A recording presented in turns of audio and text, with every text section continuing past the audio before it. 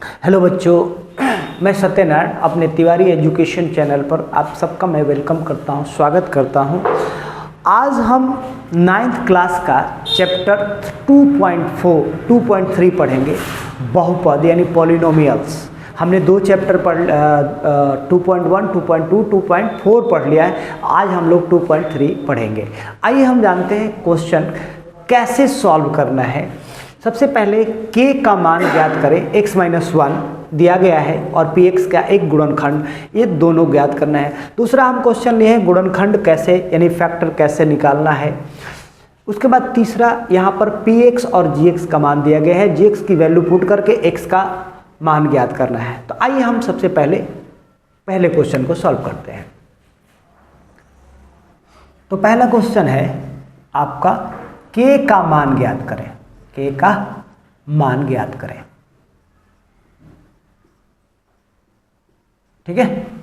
अब देखिए यहाँ पर k का मान x-1 यानी x-1 इसको 0 मान लेते हैं। तो x बराबर क्या होगा, ये उधर जाएगा 0 के इधर, तो क्या हो जाएगा 1 हो जाएगा। यानी ये -x-1 यहाँ पर था, अगर x की वैल्यू निकालेंगे तो ये 1 हो जाएगा। अब हम क्या करेंगे, पुट द वैल्यू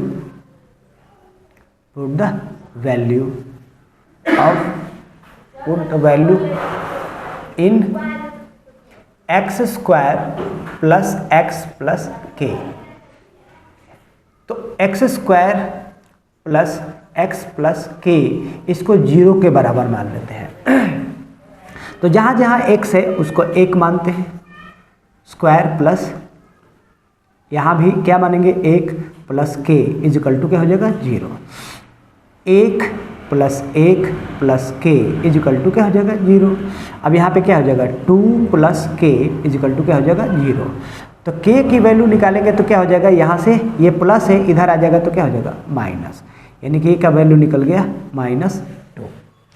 दूसरा वैल्यू ज्ञात करते हैं। इसी तरह से यहाँ पे हमने निकाल लिया k का वैल्यू, यानी कि x की वैल्यू हमने निकालना क्या +1। अब दूसरे क्वेश्चन में आते हैं। दूसरा क्वेश्चन है क्या, kx² - 3x प्लस k। ध्यान दीजिएगा यहाँ पर 2k दिया गया है, इसको 0 के बराबर मान लेंगे। तो x यानी पुट द वैल्यू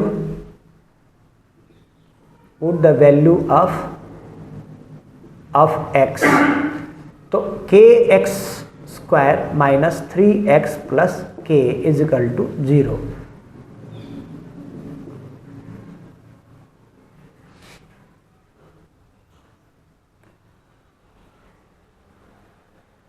ठीक है, आइए जानते हैं।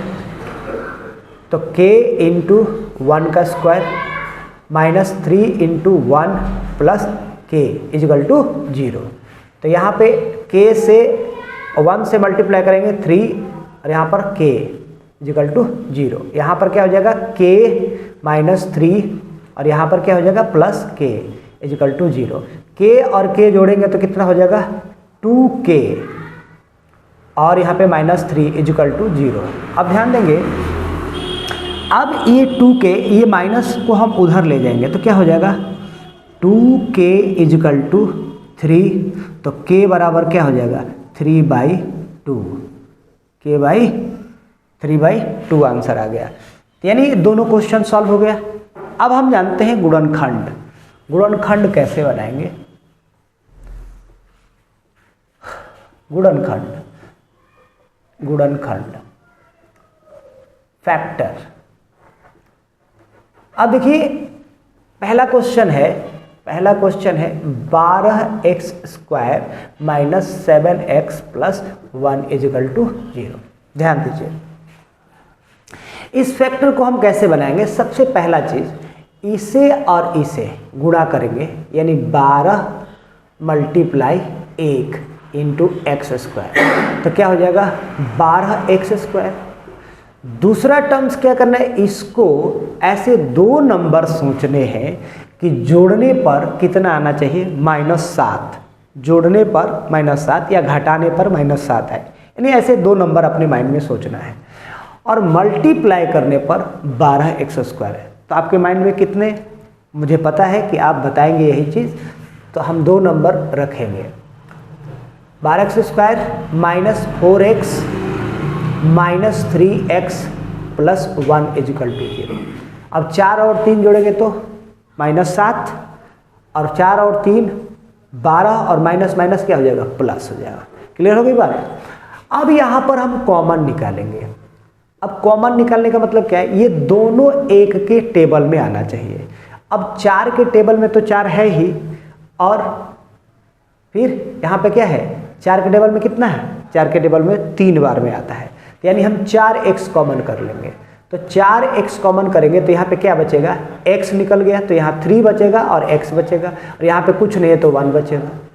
अब यहाँ पर हमने क्या किया, 1 कॉमन किया तो यहाँ पे क्या हो जाएगा, ये माइनस हमने कॉमन किया तो ये माइनस वाला क्या हो जाएगा, यहाँ पे प्लस हो जाएगा, और प्लस वाला क्या हो जाएगा, माइनस हो जाएगा, 0।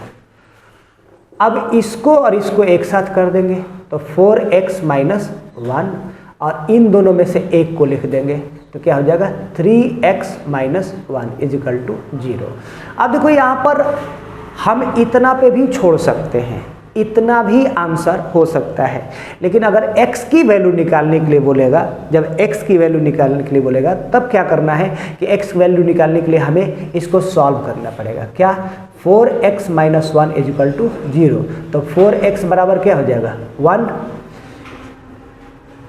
और यहाँ पे 3x माइनस 1 इजिकल टू 0। उसी तरह से 3x ये इधर जाएगा तो क्या हो जाएगा, 1, तो x बराबर क्या हो जाएगा, 1/3, और यहाँ पे क्या हो जाएगा, x बराबर 1/4। इस तरह से फैक्टर कर लेंगे। दूसरा क्वेश्चन, तो 3x² minus x minus 4 equal to 0।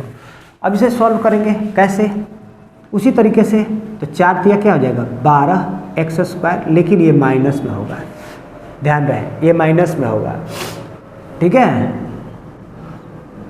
अब इसको मल्टीप्लाई, इस नंबर को सोचना है कि कौन सा ऐसा नंबर आएगा कि घटाने पर या जोड़ने पर -x आए और मल्टीप्लाई करने पर -12 आए। ऐसा 2 नंबर सोचना है। तो आई होप मुझे पता है कि आप सोचेंगे वही नंबर। तो क्या 3x² माइनस, हम क्या किए, सॉरी यहाँ पे हो जाएगा प्लस 3x और minus 4x minus 4 equal to 0। अब देखिए 4 में से 3 गया, -x हो गया, और 4 और 3 मल्टीप्लाई -12x² आ गया। अब इसे सॉल्व करेंगे। देखिए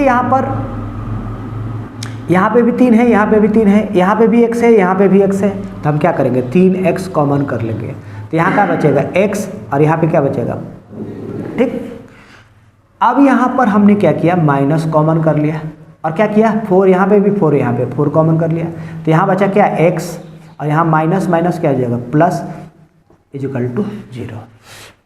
इसका वैल्यू और इसका वैल्यू दोनों को हम क्या करेंगे, एक साथ लिख देंगे, यानी 3x माइनस 4, और इनमें से एक को लिख देंगे x प्लस 1 इजिकल टू 0। अब हम सॉल्व करेंगे इसे।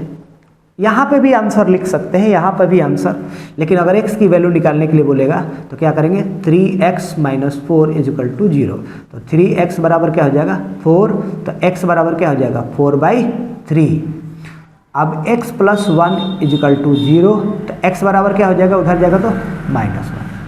क्लियर हो गई बात। अब लास्ट क्वेश्चन को हम सॉल्व करते हैं, देखते हैं।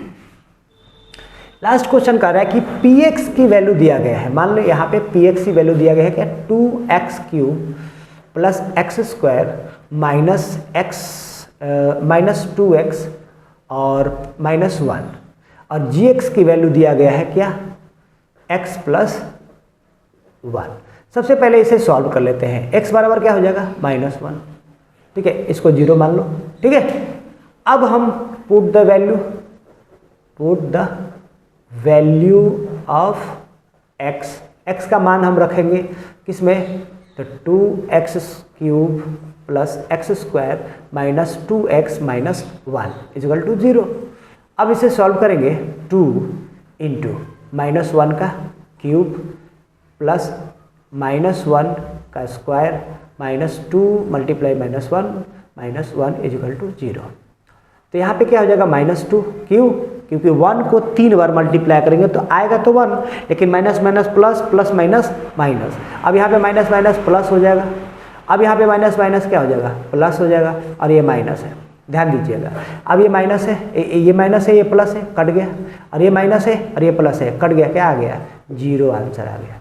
क्लियर है बात? ये था 2.3 की सभी कैलकुलेशन। इस तरह से आपके सारे क्वेश्चन सॉल्व हो जाएंगे और बहुत इजी तरीके से इसे सॉल्व करने के प्रयास किया गया है, और आई होप, मुझे लगता है कि आप लोगों को समझ में आ गया होगा। फिर मिलते हैं नेक्स्ट वीडियो में और नए चैप्टर के साथ। तब तक के लिए बहुत बहुत धन्यवाद, और हमारे चैनल को सब्सक्राइब और लाइक करना ना भूलें। बहुत बहुत धन्यवाद।